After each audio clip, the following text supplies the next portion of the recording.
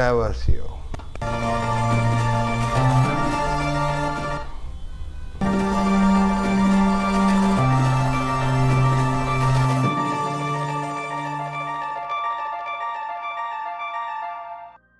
Buenas noches y bienvenidos al episodio 149 y último de la quinta temporada de su programa de misterio Cruda Realidad.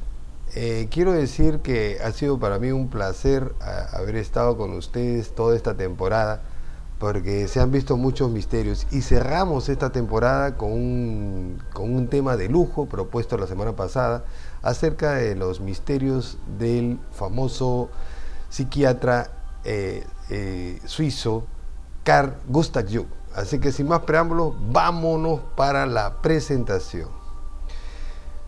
Los misterios de Carl Jung nos narran acerca del descenso a las profundidades de nuestro propio inconsciente. Es como un viaje hacia el inframundo y compila en su libro rojo muchos conceptos que exploraremos en este episodio.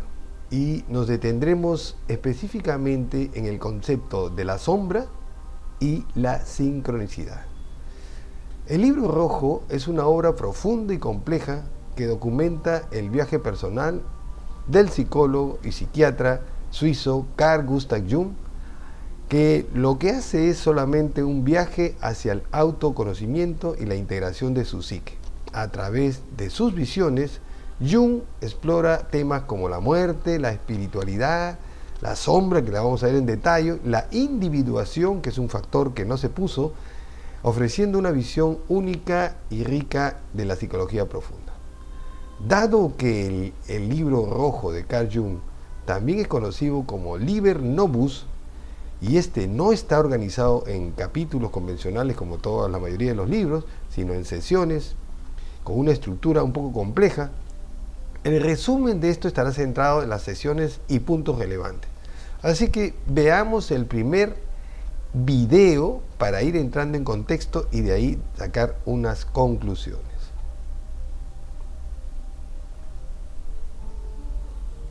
El libro rojo, o Liber Novus, trata sobre las imágenes interiores del propio Jung, que éste analizaba en estado de vigilia utilizando su propio método psicológico, al que llamó imaginación activa.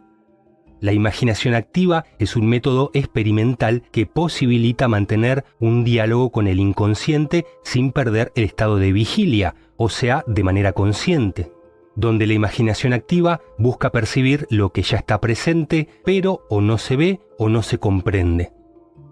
En un estado de relajación total, se toma una imagen, que puede ser una idea recurrente, un sueño, un símbolo que llame la atención, un encuentro imaginario, etc., y se deja que la imaginación activa llene los espacios vacíos, que cree puentes imaginarios, y que explique el significado y el porqué de la existencia de esa imagen interna.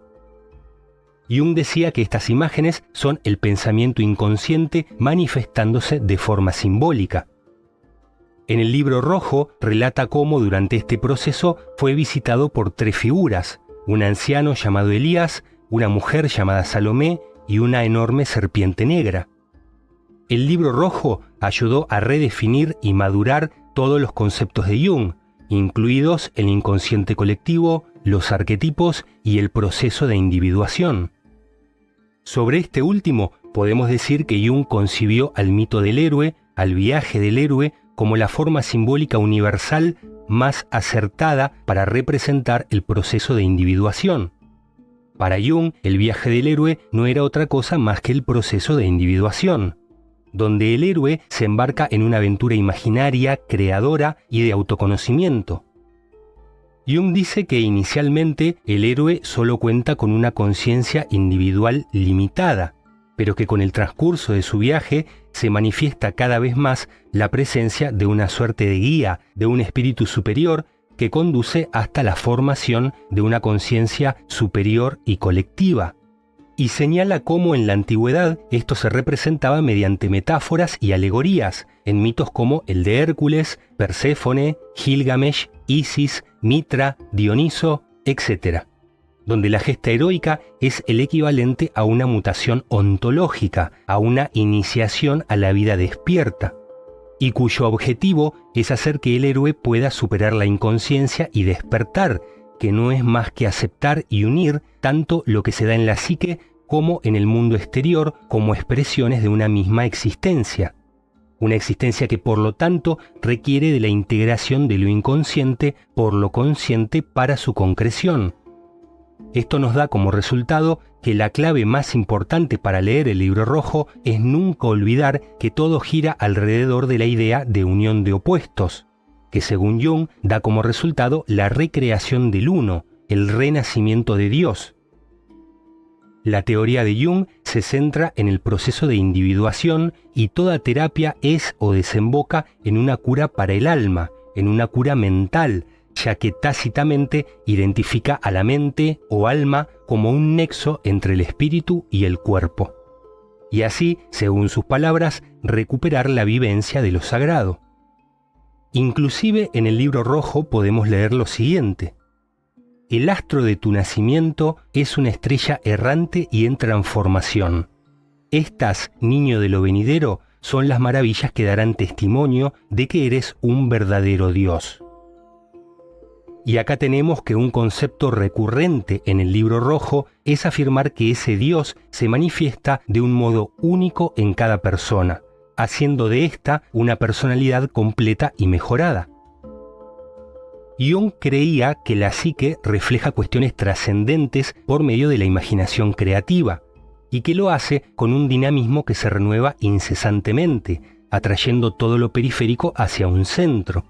Para esto usaba la palabra circunvalación, que desde el punto de vista psicológico era un recorrido circular por los aspectos de la psique que debían ser integrados mediante esa danza espiralada, y donde cada persona cumple con la unificación cuando logra recrear ese centro, ese uno, de manera única y personal. Pero a su vez, lo individual incluye lo colectivo. Y otro punto importantísimo para comprender el Libro Rojo es el peso de lo colectivo. Por ejemplo, Jung afirmaba que los problemas de la civilización moderna comienzan en el alma humana. Esto debido a que la presencia del mal no diferenciado y asumido en la propia alma o mente causa que ese mal se proyecte hacia el prójimo. En cada juicio hay una confesión, y esto da como resultado a una humanidad espiritualmente huérfana y mentalmente truncada, pero que por desgracia posee un enorme poder tecnológico y destructivo. Para Jung, el ser humano es doblemente colectivo. Es colectivo en lo social y es colectivo en lo arquetípico. Es decir, es colectivo en lo consciente y en lo inconsciente. Cada uno de estos aspectos posee una parte creadora y otra destructora. La conciencia colectiva ofrece valores culturales que permiten el trabajo creativo y el desarrollo del individuo, pero también opera negativamente con la construcción de la máscara y las limitaciones que ésta trae. Por su parte, el inconsciente colectivo proporciona ideas, imágenes, símbolos que tienden hacia el desarrollo psicológico, pero que pueden abrumar a la mente y hasta perderla en la profundidad del inconsciente si el yo consciente no cuenta con la voluntad y el discernimiento necesario. Sabemos que uno de los logros más grandes del trabajo de Jung fue descubrir desde la óptica científica la importancia de lo sagrado en el simbolismo de la psique de la humanidad. Jung comprendió que los símbolos dan un sentido subjetivo propio al acontecer humano, y terminó de comprenderlo cuando analizó la alquimia desde el punto de vista psicológico. Sobre la alquimia, Jung opinaba que si bien su superficie está dominada por imágenes cristianas, así como el sueño compensa los conflictos de la conciencia, la alquimia procuró llenar las lagunas de la tensión de opuestos que el propio cristianismo dejó abiertas. Y sobre el elemento más reiterativo que encontró en el arte alquímico, escribió lo siguiente: lo subterráneo, lo octónico, lo inconsciente, metafóricamente representado con lo femenino, forma parte esencial del universo simbólico humano y es lo que debe ser integrado.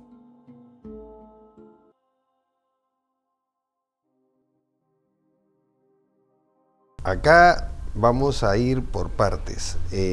Bueno, agradecemos al canal Revelando el Velo por las imágenes. Vamos a ir la primera parte del libro se llama Liber Primus. Vamos a ir viendo y desglosando cada uno de... Hay una sesión que se denomina el descenso del inconsciente. Es donde Jung describe la entrada al mundo inconsciente de cada persona y es donde comienza a explorar sus sueños y visiones con los múltiples pacientes que tuvo.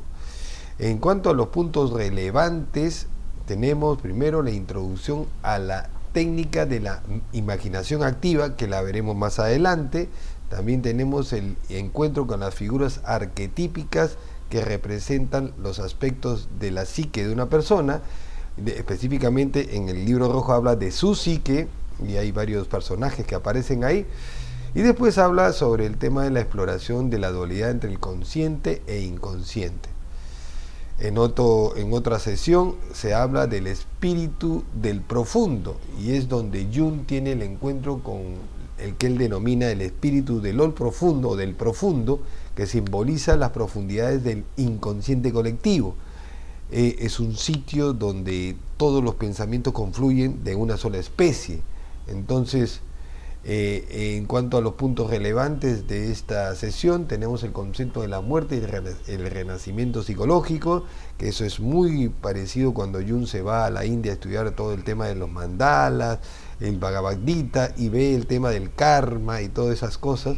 Después está las interacciones con las figuras místicas y simbólicas. Se le presenta a él un personaje que después lo identifica con el mismo, la parte de mentor de sí mismo, y en sí una serie de otros personajes.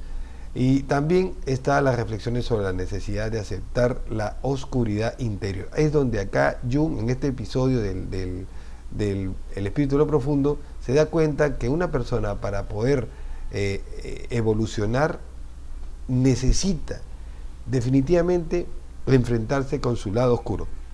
Eso lo vamos a ver más adelante cuando lleguemos a la sombra. También hay una sesión que se llama la anacoreta, y es donde Jung se encuentra con un ermitaño que representa el aislamiento y la introspección de cada persona. En este caso se describe a sí mismo, y de cuyos puntos relevantes tenemos la importancia de la soledad para el autodescubrimiento. Y acá vendría todo el aspecto meditativo de la persona y cómo se encuentra con el ego. El tema, bueno, también menciona muchas cosas acerca del libro de Siddhartha, y también habla de un ermitaño como símbolo del sabio interior. También se ve en esta sesión la exploración de la relación entre el individuo y la sociedad. Acá estamos hablando de cuando el ser humano, el ego del ser humano, se integra y se separa del inconsciente colectivo. Y él también habla en esta parte con la anterior que la muerte no es sino una muerte del ego. En realidad somos espíritus eternos. Y con esto concluye la primera parte del libro, y pasaríamos a la segunda parte del libro, que le denominó Liber Secundus, ¿no? En la primera sesión de esta parte, él habla sobre el Hijo de Dios, y es donde Jung narra una visión que tuvo en la que se encuentra con el Hijo de Dios, no dice Jesús, ¿no? Una figura arquetípica que representa la divinidad interior de cada persona. Dependiendo de la cultura que estés, esta sesión tiene como puntos relevantes, primero, la confrontación con la divinidad y la espiritualidad personal.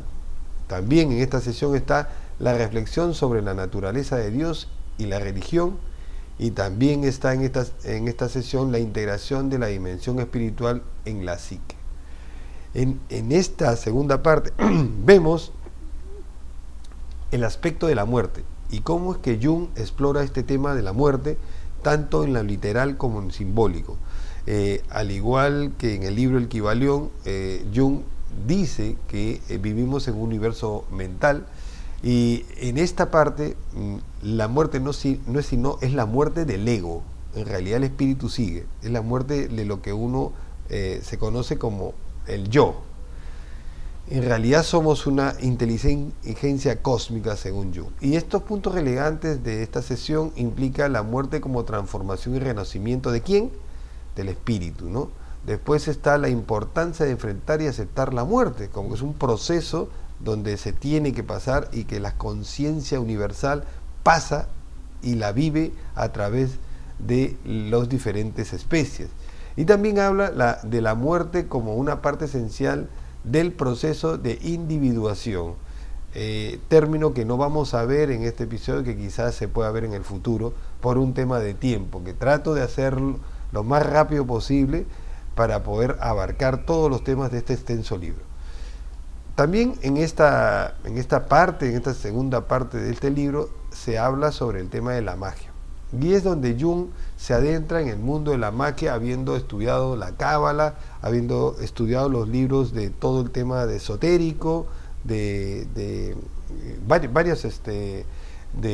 consultando a astrólogos, que al principio le parece de forma algo muy irracional, pero después cuando llega al mundo onírico se da cuenta de que tiene algo muy relevante. Y en este aspecto se ven la magia como una metáfora para el poder del inconsciente. Es decir, Jung dice que nosotros, en el fondo de nuestro psique, necesitamos creer en la magia como un hacedor de milagros. Mucha gente que cree en esto lo llega a ver. En nuestra vida vamos a experimentar varios milagros que después ya él le denominaría sincronicidad. Lo veremos más adelante. Acá también vemos en esta sesión la exploración de lo irracional y lo luminoso en el aspecto de que todo ser humano hay números que se le repiten. Bueno, el 33 es el más visto por el tema de los masones, una serie de cosas, pero hay personas que se les repite un número siempre, y es que el subconsciente o el inconsciente colectivo trata de decirle al ego, trata de decirle al psique de esa persona que debe fijarse en algo, y nuestra labor debe ser justo en reflexionar sobre el poder creativo de la psique. Bueno, después en el libro existe una sesión que le llaman los escrutinies, y en esta sesión se ve los 7 sermones de los muertos. Esta sesión consiste básicamente en una serie de sermones dictados por un espíritu llamado Filemón. A él le llamó Filemón, de cuyos puntos relevantes se ven la introducción a los conceptos del pleroma o plenitud y el abrazas, una especie de deidad dual. También se ve en esta sesión las reflexiones sobre la polaridad y la unidad de los opuestos, y cómo Filemón guía y es el mentor espiritual de Jung, que no es sino el propio Jung en su aspecto de mentor. Es decir, lo que se conoce como una enfermedad que es la bipolaridad o las personalidades múltiples, Jung la desagrega y dice que cualquier persona puede tener eso, creando personajes y pudiendo identificar esos arquetipos, ¿no? Después la siguiente sesión del libro rojo encontramos el tema de epílogos y reflexiones, y es donde Jung ofrece las reflexiones contrastadas con sus pacientes y con sus propias experiencias, y estas reflexiones finales, valga la redundancia, y conclusiones sobre todas las experiencias y visiones, tiene como puntos relevantes en primer lugar la síntesis de los aprendizajes y descubrimientos que el mismo Jung desconocía, las reflexiones sobre la importancia del viaje interior y las conclusiones sobre la integración de la sombra y el proceso de individuación. Entonces, hasta ahí diríamos que se ha resumido todo lo que es el libro rojo, y pasaríamos al siguiente tema, que es la propia sombra según la psicología de Carl Jung. Y este es un aspecto muy interesante que debería ser materia de otro episodio de Cruda Realidad, ya en el contexto de analizar detalladamente. Vamos a comenzar con el tema del concepto de la sombra, que es uno de los elementos más importantes del libro rojo y fascinantes de la teoría de la psicología analítica de Jung, y representan los aspectos reprimidos, negados o no reconocidos de la personalidad de cada individuo. Todo ser humano tiene una sombra y constituye esos aspectos que pueden ser instintos, deseos, debilidades y parte de nosotros mismos que consideramos inaceptables e indeseables, que no los reconocemos en nosotros mismos, pero sin embargo existen. Y si no se trata, y si los miedos nos agobian, podría llegar a la exteriorización. O sea, podríamos nosotros llegarlos a exteriorizarnos, causando una serie de problemas en nuestro vínculo de amistad. La definición de sombra, según Jung, él define la sombra como el lado oscuro de la psique humana, el cual contiene todos los rasgos y características que una persona rechaza o no admite conscientemente.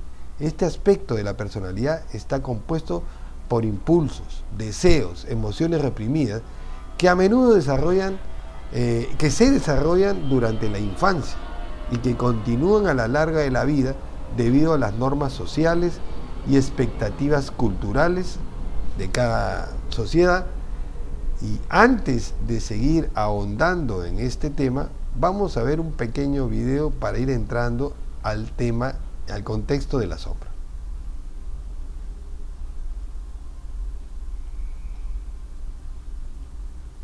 Desgraciadamente, no cabe duda de que el ser humano es, en general, menos bueno de lo que se imagina o de lo que quiere ser.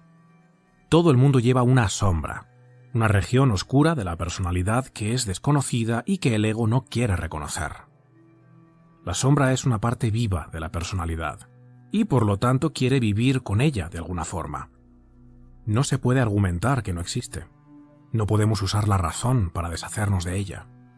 Cuanto menos se integra en la vida consciente del individuo, más negra y densa se vuelve.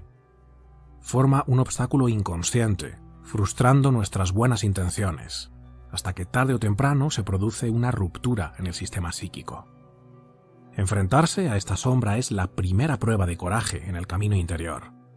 Una prueba suficiente para asustar a la mayoría de las personas, porque el encuentro con nosotros mismos pertenece a las cosas más desagradables.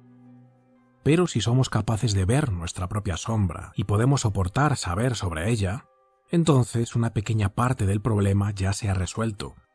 Al menos hemos sacado a relucir el inconsciente personal. La sombra es esa parte de la personalidad que nos negamos a reconocer porque contiene todas nuestras cualidades negativas, tendencias destructivas e inclinaciones perversas. Agresividad, crueldad, depravación, atrocidad, lujuria, avaricia, brutalidad. Todas aquellas cualidades, capacidades y tendencias que no armonizan con los valores colectivos, todo lo que rehúye la luz de la opinión pública, se juntan para formar la sombra. Así pues, la sombra es un conjunto de aspectos oscuros que todos y cada uno de nosotros, sin excepción, cargamos dentro, pero que resultan socialmente inaceptables, así que los reprimimos para evitar que se expresen. Como no queremos saber que hay una parte de nosotros capaz de cometer actos monstruosos, y no queremos tampoco que los demás lo sepan, lo empujamos a los sótanos del inconsciente, donde queda oculto y bien camuflado, hasta el punto de que se vuelve desconocido e irreconocible para nosotros mismos. Sin embargo, los contenidos reprimidos no desaparecen, sino que funcionan de forma autónoma. La sombra sigue operando desde el inconsciente, comportándose como un espíritu que nos ha poseído y que tiene su propia voluntad, y ejerciendo control sobre nuestros pensamientos, emociones y comportamientos, que tenderán a ser, en su mayoría, destructivos y autodestructivos. Esta sería la razón por la que nos cuesta tanto enderezar nuestras vidas. Aunque sabemos muy bien qué nos conviene y nos hemos propuesto hacer lo que sabemos que nos beneficia o dejar de hacer lo que sabemos que nos daña, nuestra sombra anula esta parte consciente y nos lleva a la misma inercia destructiva una y otra vez. Como señala Robert Louis Stevenson en su famoso libro El extraño caso del Dr. Jekyll y Mr. Hyde, el hombre no es uno, sino verdaderamente dos. Tiene una personalidad consciente y una sombra, cada una de las cuales a menudo lucha por la supremacía dentro de su mente. Para evitar ser víctima de la posesión de la sombra, debemos volvernos conscientes de esas cualidades oscuras que están enterradas en el inconsciente para, de esta forma, integrarlas en nuestra personalidad. Para Jung, ningún progreso o crecimiento es posible hasta que la sombra se integra adecuadamente. Cuando no eres consciente de tu sombra, declaras que una parte de tu personalidad no existe. Luego esa parte entra en el reino de lo inexistente, donde se hincha y adquiere proporciones enormes. Si te deshaces de las cualidades que no te gustan negándolas, te vuelves cada vez más inconsciente de lo que eres, te declaras más y más inexistente, y tus demonios engordan más y más. En lugar de etiquetar esos aspectos de nosotros mismos como abominables, la integración de la sombra requiere que empecemos a verlos como partes necesarias y vitales de nuestro ser. Sin embargo, Jung afirma que esta integración es extremadamente difícil, ya que la mayoría no admitirá que en el fondo no son seres humanos totalmente virtuosos, desinteresados y bondadosos, y que en su lugar contienen impulsos y capacidades egoístas, destructivas e inmorales. La mayoría se engañará situándose en un pedestal de falsa bondad, con lo que seguirán siendo individuos fragmentados e incompletos que proyectan en otros su propia oscuridad. El encuentro con uno mismo es, en primer lugar, el encuentro con la propia sombra. La sombra es un paso angosto, una puerta estrecha, de cuya dolorosa constricción no se salva nadie que desciende al pozo profundo. Pero uno debe aprender a conocerse a sí mismo para saber quién es. El potencial para cometer los actos más horribles está presente en todos los seres humanos, lo cual, por supuesto, también te incluye a ti. Las peores barbaridades cometidas por otros individuos a lo largo de la historia son atrocidades que tú también podrías llegar a cometer. Lo más despreciable de la condición humana también vive en ti, y reprimir todo eso solo alimenta al monstruo, que acaba apoderándose de tu inconsciente y convierte tu vida en un desastre. Cuando uno trata desesperadamente de ser bueno, maravilloso y perfecto, la sombra desarrolla aún más una voluntad definida de ser oscura, malvada y destructiva. La gente no puede ver eso. Siempre se esfuerzan por ser maravillosos y luego descubren que suceden cosas terribles y destructivas que no pueden comprender y niegan que tales hechos tengan algo que ver con ellos. O si los admiten, los toman como aflicciones naturales o tratan de minimizarlos y trasladar la responsabilidad a otra parte. ¿Qué sucede cuando dejas de reprimir lo peor de ti y lo integras en tu estructura psíquica de forma armónica? Lo mejor de ti empieza a surgir. Porque la sombra no solo contiene aspectos destructivos de la personalidad, sino también capacidades creativas muy poderosas que fuimos reprimiendo a medida que crecimos. La sombra muestra una serie de buenas cualidades, como instintos normales, reacciones apropiadas, intuiciones realistas, impulsos creativos, etc. Muchos de los rasgos e impulsos que fuimos reprimiendo acabaron enterrando también a nuestros talentos y habilidades innatas. Por eso, cuando la sombra se integra, alcanzamos lo que Jung llamó la individuación. En palabras de Jung, individuación significa llegar a ser un individuo, entendiendo individualidad como nuestra peculiaridad más interna, última e incomparable. Por ello, la individuación se podría traducir como llegar a ser uno mismo o autorrealización. ¿Cómo integramos nuestra sombra? Jung señala que no existe una técnica generalmente efectiva para asimilar la sombra. Es más como la diplomacia o el arte de gobernar y siempre es un asunto individual. Primero, hay que aceptar y tomar en serio la existencia de la sombra. En segundo lugar, uno tiene que tomar conciencia de sus cualidades e intenciones. Esto sucede a través de la atención concienzuda a los estados de ánimo, fantasías e impulsos. En tercer lugar, es inevitable un largo proceso de negociación. Si la sombra es la puerta de entrada a nuestro ser, tenemos que atrevernos a descender a sus profundidades infernales y allí confrontar todos los aspectos oscuros de nuestro ser. En los mitos, el héroe es el que vence al dragón, no el que es devorado por él. Además, no es un héroe quien nunca se encontró con el dragón o quien, si se encontró con él, declaró después que no vio nada. Igualmente, solo quien se arriesga a luchar con el dragón y no es vencido por él, gana el tesoro. Solo él tiene un derecho genuino a la confianza en sí mismo, porque se ha enfrentado al terreno oscuro de su yo y por lo tanto se ha ganado a sí mismo. Esta experiencia da algo de fe y confianza en la capacidad del yo para sostenernos, pues todo lo que amenazaba desde adentro lo ha hecho suyo. Ha adquirido el derecho de creer que podrá vencer todas las amenazas futuras por los mismos medios. Ha llegado a una certeza interior que le hace capaz de confiar en sí mismo.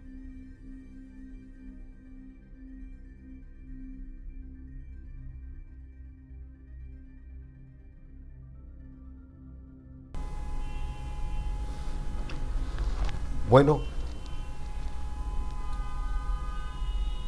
esto se parece mucho al libro de Joseph Campbell, El viaje del héroe, pero vamos a ver cómo es que vamos a luchar con nuestra sombra. Yo ya también estoy estudiando este tema.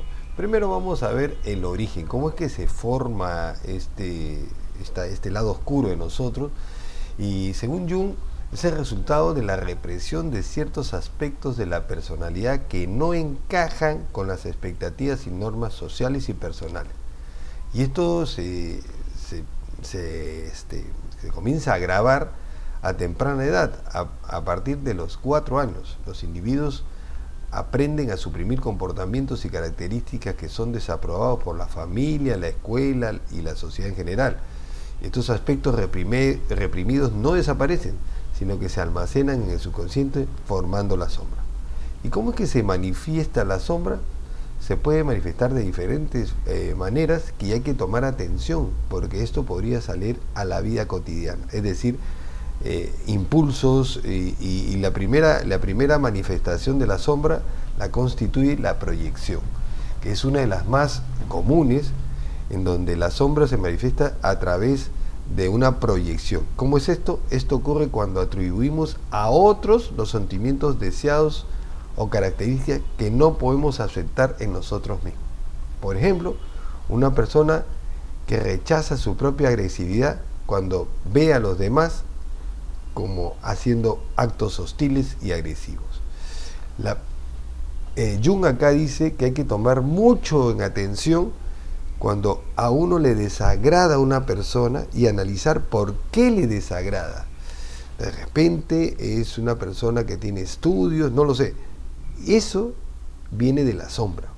La sombra te está diciendo, tú tienes ese carácter y no lo quieres reconocer. Entonces, eso en el ego se traduce como rechazo. Otra de las manifestaciones de la sombra es el comportamiento inconsciente. Y acá la sombra puede influir en nuestro comportamiento de manera inconsciente, llevando a acciones que contradicen nuestros valores conscientes, y esto puede incluir los famosos lapsus, los errores, los comportamientos impulsivos y destructivos que emergen de inmediato, ¿no? O sea, pasa esto y de repente explotas, ¿no? Y después tú mismo no te reconoces por qué he hecho eso. Es que la sombra se ha manifestado en ti. Otro de las manifestaciones son los sueños y fantasías, ¿no? La sombra a menudo se revela en los sueños y fantasías, donde las restricciones conscientes están más relajadas y entonces emerge. Estas restricciones conscientes hacen que se manifieste la sombra en los sueños. ¿Cómo? La sombra puede aparecer como figuras amenazantes o situaciones perturbadoras que reflejen nuestros miedos y deseos reprimidos. ¿Qué pasa cuando la sombra toma el control de nosotros? Bueno, pasan las enfermedades más horribles que hay. Y vamos a ver este video, perdón.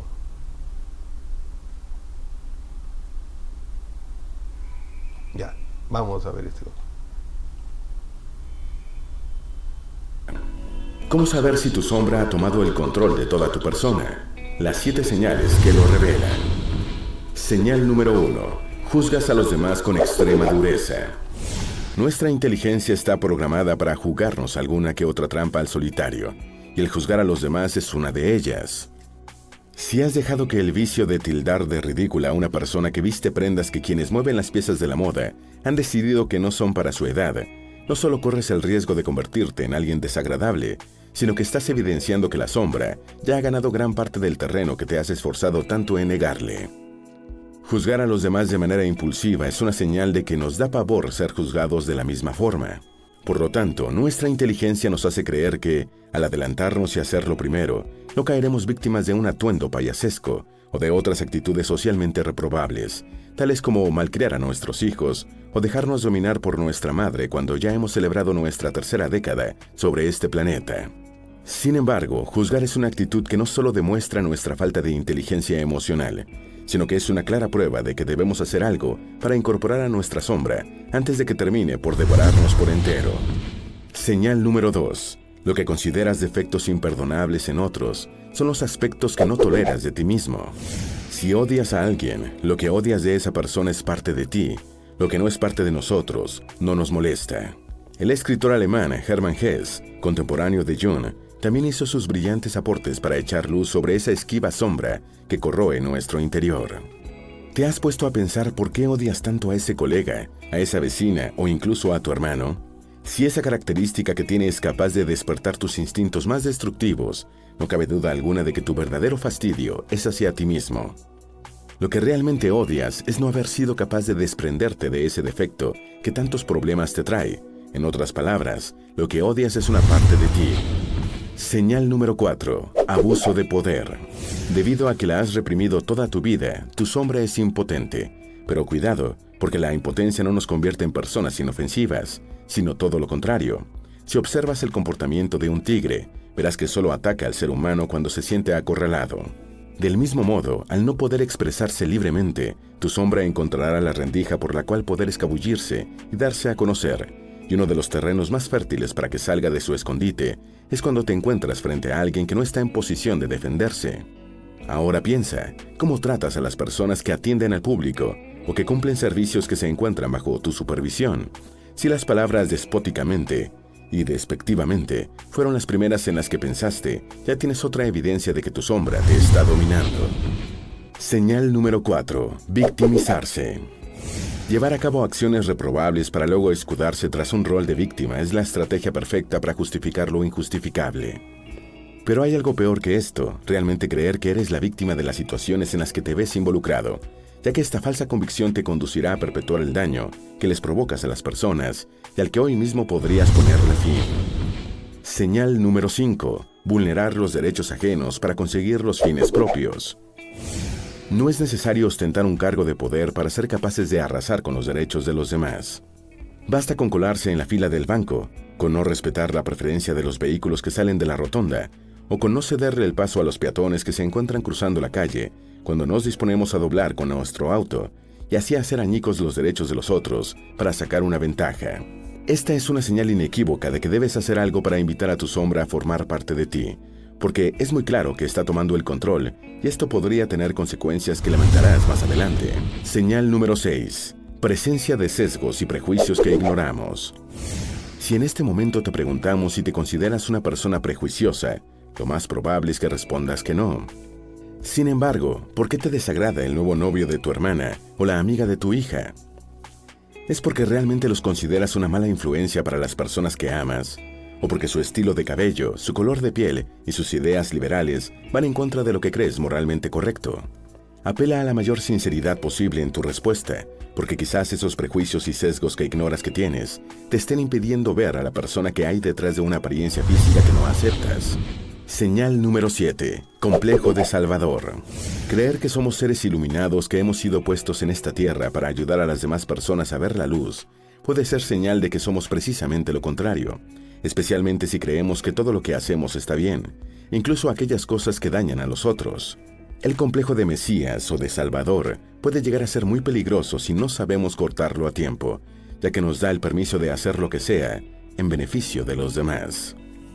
El ego, la punta del iceberg que oculta nuestra verdadera personalidad. De acuerdo con Sigmund Freud, el ego, al cual consideramos como la totalidad de lo que somos, es tan solo la parte visible de lo que realmente nos define como personas. Todo el resto, el cual es considerablemente más extenso que lo que vemos, yace bajo la superficie. A partir de esta realidad, el padre del psicoanálisis formuló la teoría del iceberg, la cual explica por qué no reconocemos nuestra parte malévola. ¿Cómo vamos a ser capaces de asumir que somos algo que desconocemos? Lamentablemente, mientras no seamos capaces de ahondar en nuestra propia esencia, las personas que se crucen en nuestro camino pasarán por nuestro lado sin ver la parte del iceberg que se esconde bajo la superficie. En consecuencia, las lastimaremos sin ser conscientes de ello. El destino como manifestación de lo inconsciente. Hasta que lo inconsciente no se haga consciente, el subconsciente seguirá dirigiendo tu vida y tú le llamarás destino. Esta fantástica frase de Carl Jung explica el poder destructor que la sombra tiene en nosotros. La sombra es nuestro inconsciente, por lo tanto, nos lleva a tener reacciones y actitudes tales que nuestro yo consciente nunca reconocería como propias. Por ende, perpetuaremos un error que, por desconocer que surge de nuestro propio interior, le achacaremos al destino. Bueno, la sombra también tiene una parte importante en nosotros. Y bueno, para finalizar la parte negativa, hacerse una reflexión. Cuanto más asustados estemos, cuanto más no nos reconozcamos, estamos siendo dominados por la sombra. Para integrar la sombra es que tiene que ser un proceso crucial para cada persona y sobre todo en el desarrollo psicológico y lo que Jung llamó la individuación. Jung creía que el crecimiento personal requiere enfrentar y aceptar a la sombra, reconociendo estos aspectos reprimidos y trabajando para integrarlos en la personalidad, retrocediendo en el tiempo y viendo sus causas. Ahora, en cuanto a los beneficios de la sombra, este proceso de integración tiene varios procesos que de alguna forma ayudan a la persona. Primero, el autoconocimiento. Según Jung, conocer y aceptar la sombra lleva a una comprensión más profunda de lo que uno es, permitiendo una visión más completa y equilibrada de la propia personalidad. Después está la reducción de proyecciones. Al reconocer y aceptar los aspectos reprimidos, se reduce la tendencia a proyectar estos rasgos en los demás, mejorando las relaciones interpersonales y fomentando una mayor empatía y comprensión. Y acá pasa una cosa increíble. En este aspecto de reducción de proyecciones, cuanto menos miedo tienes, es porque estás controlando a la sombra. Equilibrio psicológico. Acá Jung dice que integrar la sombra contribuye a un equilibrio psicológico permitiendo una mejor gestión de los impulsos y emociones y reduciendo la conflictividad interna. Y acá está el aspecto más positivo de la sombra, que es el aspecto de creatividad y potencial. La sombra no solo contiene aspectos negativos, sino también potenciales y talentos que han sido minimizados y desarrollados por estar reprimidos. Integrar a la sombra puede liberar la creatividad y habilidades que estén reprimidos. Y en este aspecto, Jung menciona que las personas que comienzan a dominar la sombra son las personas que pueden diseñar el futuro pensando en los presentes. Ahí está el tema de pensar en el presente, de cómo va a ser el futuro y tratar de sentirlo. Y entonces, si ya estás liberado de la sombra, van a proceder a pasar esos milagros, indiferente si tienes dinero o no, o si conoces a la persona que necesitas en ese momento, el universo te lo traerá. Los métodos para trabajar con la sombra, según Jung, propone varios métodos para explorar y trabajar con la sombra, como saber si la sombra ha tomado el control, como vimos antes, ¿no? Pero otro método mucho más efectivo, aquel denominó imaginación activa, es un proceso que permite que las imágenes y fantasías del inconsciente fluyan libremente para luego interactuar con ellas de manera consciente. ¿Y de dónde saca estas imágenes? De los sueños y cuando uno medita. Así que da como consiguiente que el siguiente es analizar los sueños, interpretar los sueños para identificar y comprender las manifestaciones de la sombra, resulta esencial. Y para eso Jung aconseja que cada persona debe tener una libreta y un papel para que si se despierta de un sueño, anote y describa qué cosa ha visto. Y se va a sorprender si es que los sueños son recurrentes, es donde la sombra trata de salir a flote. Y dependerá de esa persona analizar mediante una terapia cómo es que ha llegado a esta situación y cómo poder corregirla si en caso sea negativo. Trabajar con un terapeuta junguiano para explorar y enfrentar los aspectos reprimidos de la personalidad sería la mejor expresión. Y esto no significa que a uno le den fármacos, por si acaso. En cuanto a la reflexión personal o autoobservación, la reflexión consciente sobre los propios comportamientos y pensamientos y emociones, existen 5 técnicas para enfrentar la sombra. Así que veamos el video de estas 5 técnicas. Técnicas para integrar la sombra. ¿Por qué es tan importante integrar la sombra a nuestra vida? Porque una vez que aceptes tu parte oscura, dejarás de vivir bajo el yugo de la inmoralidad y de los tabúes. Dejarás de ser una persona reactiva, rencorosa, prejuiciosa, dominante y controladora. Es decir, al aceptar que hay una parte mala en ti, dejarás de lastimar a los demás y vivirás de una forma mucho más libre y feliz.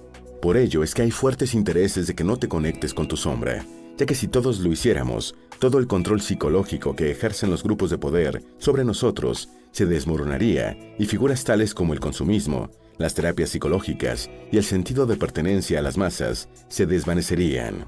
Te imaginas un mundo ideal, pero ahora ya no como una utopía, sino en la realidad. Por eso hemos recopilado las 5 mejores técnicas para ayudarte a integrar la sombra a tu vida cotidiana. La fórmula no es la misma para todo el mundo, sino que cada persona debe encontrar la que más le sirva según el tipo de sombra que tenga. Ponlas en práctica y encuentra la tuya. Técnica número 1. Mira hacia tu interior. Indaga en aquellas cosas que te producen sentimientos desagradables, tales como el asco, el rechazo, la ira y el odio. ¿Qué tienen esas cosas en común? ¿Será que en vez de tratarse de algo que rechazas, representan lo que deseas, pero que te has obligado a negarlo por miedo a no ser aceptado en la sociedad? Un dato que te servirá a tener presente es que las personas a las que quieres agradar también tienen sus deseos ocultos y, por supuesto, algo perversos. Técnica número 2. Conviértete en un observador de tu propia vida. Observarnos a nosotros mismos en calidad de espectadores es un ejercicio muy útil para analizar las reacciones que tenemos y el impacto de estas sobre los demás. ¿Es lógico lo que haces? ¿Es lo que se esperaría de una persona como tú? En las contradicciones y en las incoherencias es donde se encuentran las respuestas más sinceras que nos ayudan a esclarecer quiénes somos en verdad. Técnica número 3. Acepta que eres diferente. Por fortuna, cada persona es diferente del resto de seres humanos que habita este planeta. No son tus semejanzas con los demás las que te convertirán en una persona especial, sino tus rasgos únicos y particulares. Acéptalos y saca el mejor provecho de ellos. Técnica número 4. Compórtate de forma opuesta a los parámetros de lo socialmente aceptable. Si quieres hacer algo que representa exactamente lo opuesto de lo que te han enseñado como correcto, simplemente hazlo. Eso sí, ten siempre presente la premisa de que, hagas lo que hagas, no debes dañar a nadie. Técnica número 5. Canaliza tus instintos reprimidos de manera productiva. Busca la forma de darle a esos impulsos que te esfuerzas en atar un destino productivo. Sientes que eres una persona irascible. Entonces, la danza y el arte dramático te ayudarán a canalizar toda esa energía reprimida de una forma en la que resulte placentera para quienes te observen. Mientras continúes negando tu lado oscuro, estarás dándole la espalda a tu propia sombra. Por lo tanto, seguirás siendo tu enemiga y permanecerás a su merced. Según Jung, esto significa que eres vulnerable a convertirte en esa pequeñísima, pero letal célula del enorme monstruo colectivo que podría llevar a cabo un daño irreparable en el mundo en el que vive. Bueno, pero hay una cosa positiva cuando uno domina la sombra, y es este aspecto que Jung le denominó la sincronicidad. Es, en otras palabras, si yo lo resumiera en una frase, es hacer milagros. Está fuera de la física, fuera de las probabilidades, y vamos a ver en el concepto ¿no? Es uno de los conceptos más intrigantes y enigmáticos desarrollados por el psicólogo suizo, y se refiere a la ocurrencia simultánea de eventos que no están casualmente relacionados, pero que tienen un significado enorme para la persona que los experimenta. Este fenómeno desafía las explicaciones tradicionales de causa y efecto y propone una conexión acasual entre el mundo interno y la psique, y también entre el mundo externo de la realidad. Es decir, externalizas la improbabilidad. La definición de sincronicidad, según Jung, La define como la simultaneidad de dos eventos vinculados por el significado, pero no por la causa. En otras palabras, se trata de coincidencias significativas que ocurren en la vida de una persona y que parecen no estar conectadas de manera no casual, pero profundamente significativas para la misma persona. Estas coincidencias pueden ocurrir en diversas formas como pensamientos, sueños, visiones y eventos externos. Muchos también han hablado de la clarividencia, la precognición, pero todos hemos vivido en algún momento esto. Para decir, estás pensando en esa persona y que la tengo que llamar porque hace tiempo que no la llamo y esa persona te llama. ¿Cuál es la probabilidad que pase eso? Bueno, Jung, dentro de sus pacientes, vamos a ver varios casos que son increíblemente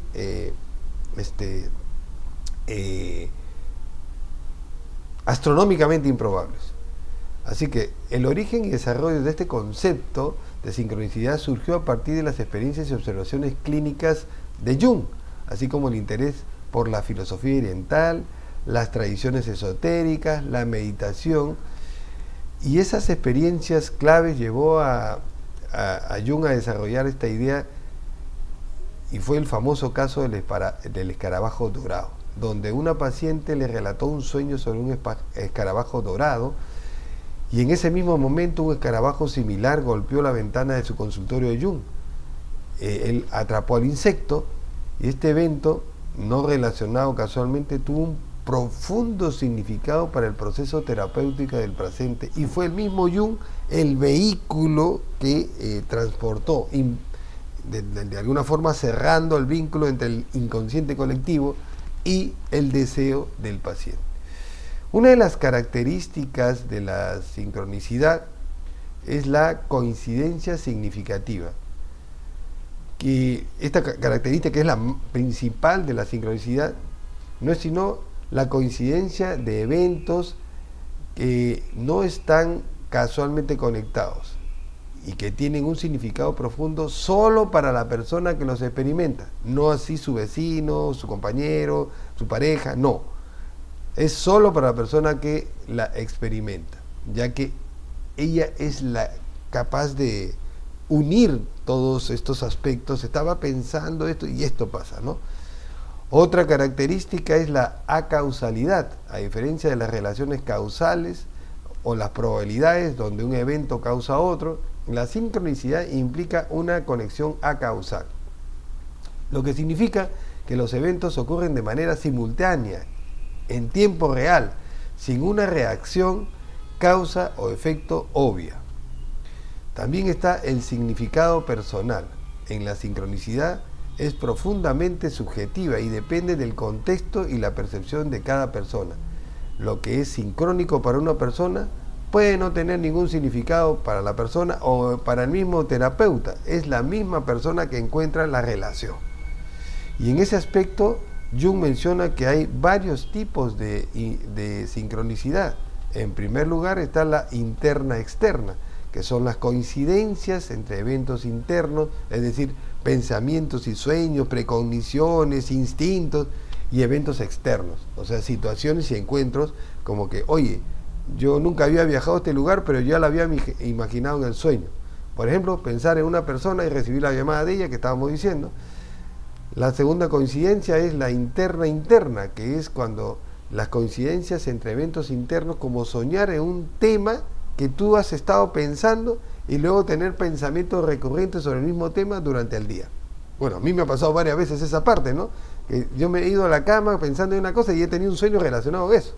Esa es una manifestación de una sincronicidad. Las personas que les pasen esto y recuerden esos sueños son personas que están venciendo a la sombra y que de alguna forma están encontrándose a sí mismas.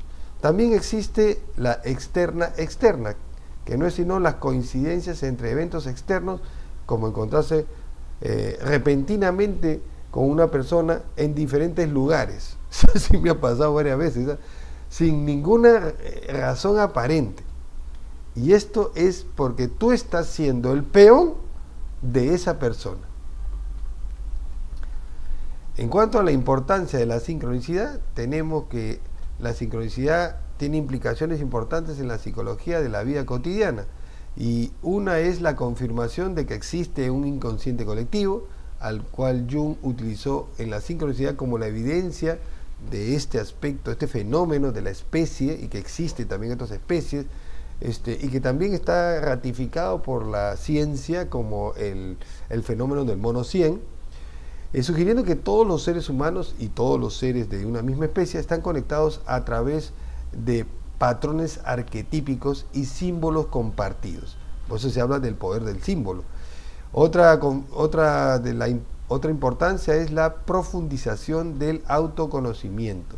Y esto se ve implicado en las experiencias sincrónicas que pueden proporcionar información valiosa sobre los procesos internos de la persona y ayudar a las personas a ganar una comprensión más profunda de qué son, de sí mismas.